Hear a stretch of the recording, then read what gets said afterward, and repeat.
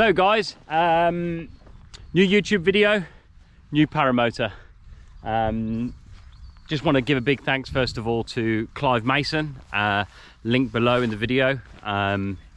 He's absolutely awesome with paramotors and well renowned in the UK for training. And he's hooked me up with this new Parajet Maverick on the new My 22 Mosta 185. Absolutely awesome bit of kit. I've always flown a V3, but I decided to switch it up and try something a bit more lighter, a bit more sporty, and I've gone with the Maverick. So I'm going to fly it today, first time. I've done the running in procedure according to the handbook, and yeah, really excited to try this one out. I'm flying it on my Ozone Spider wing, which is one of my favorites, lightweight wing, and now a lightweight motor. And yeah, I've gone for the orange hardware, the same as what I had on my V3. I have kept that. It will be up for sale, but I'm really excited to give this thing a try today. So I'm going to just do some local flights. Weather's not looking great, but you know, it's calm. The winds are around 6 miles an hour. I've given it a good pre-flight, checked everything over. But guys, I'm going to give you some close-ups now of this. Please like and subscribe in the video, as always, and I look forward to showing you some footage from in the air and giving you some feedback when I land.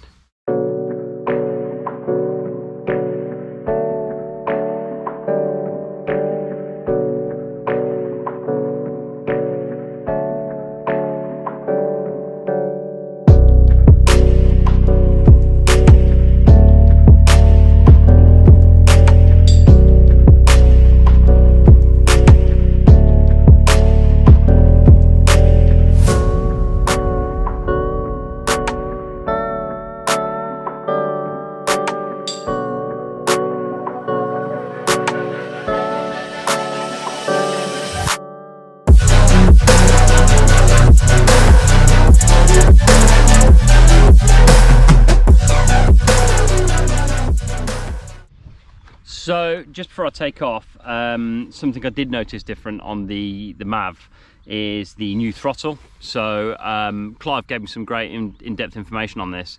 This is the new throttle from Parajet, and it feels a bit weaker compared to the one I had on the V3, which was made of aluminium.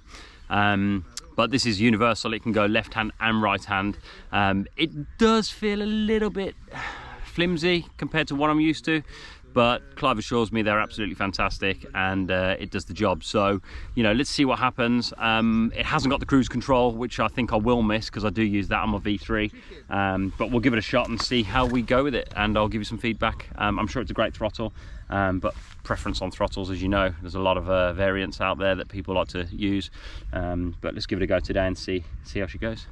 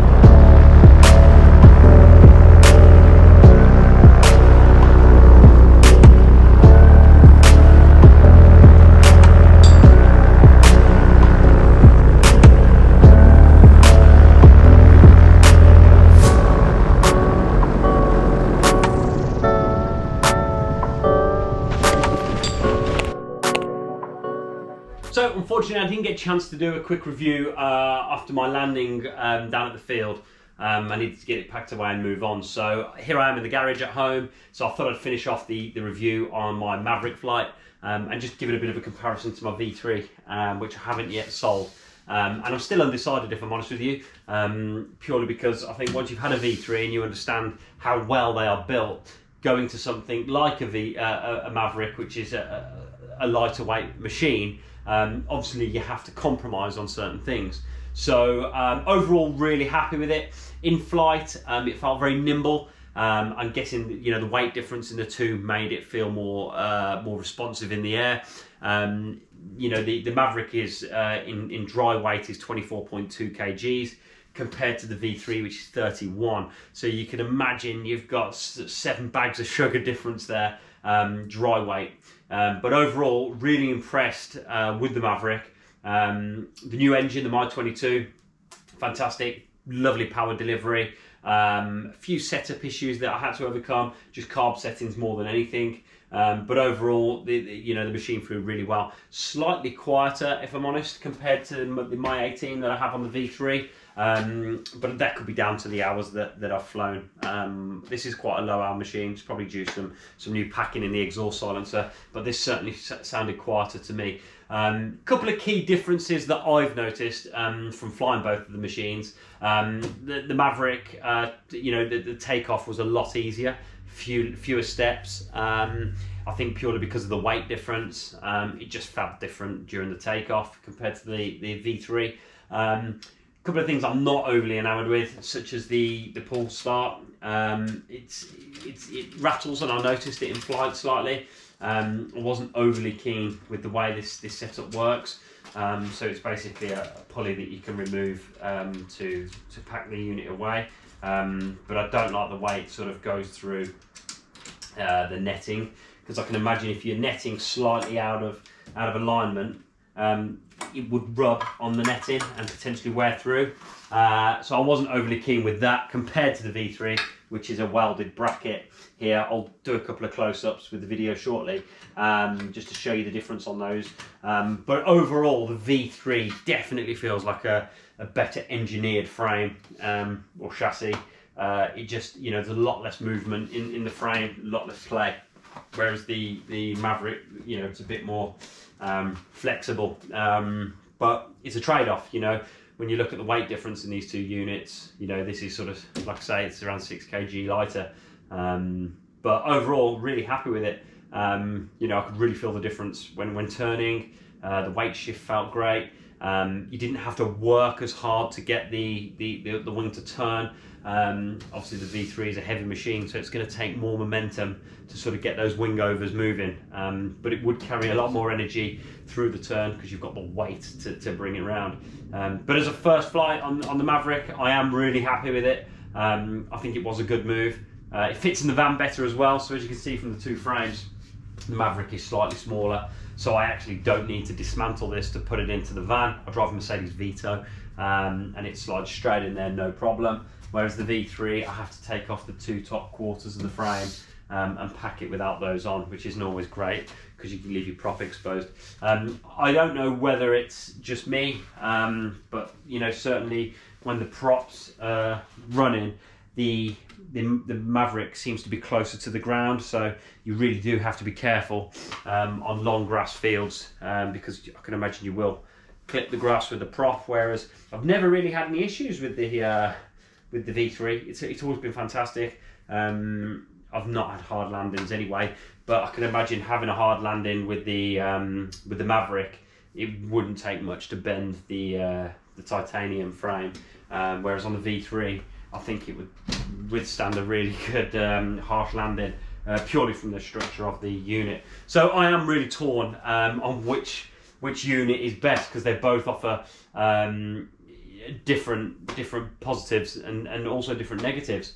I've never really had an issue with the V3, and the same as I've never really had an issue with the Maverick since owning it. So it is going to be a tough call for me when it comes to letting one of them go. Who knows?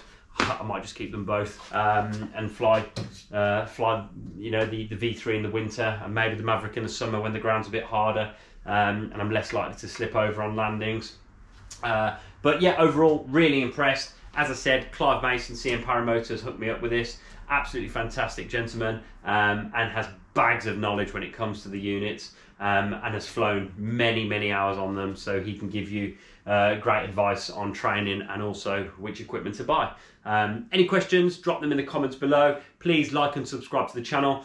We're going to try and do this every 2 weeks to drop a video for you guys. So if there's something more you want to know, more you want to see about the motors, even if it's just how we launch, how we fly, I'm going to try and rig my my helmet up to my GoPro to give in-flight discussions. So yeah, if there's anything you'd like to see, please comment below, and we'd love to try and help you out. Training, really important, and always buy from a reputable dealer where you can. You see a lot of these units on the second-hand market. Always make sure you've got a good service log with them and you know how many hours they've flown. I'll give a quick walk around on the unit because I've added a tachometer on here now, so I can register the hours, just to show you how I've actually mounted that to the frame. But some close-ups coming up, guys.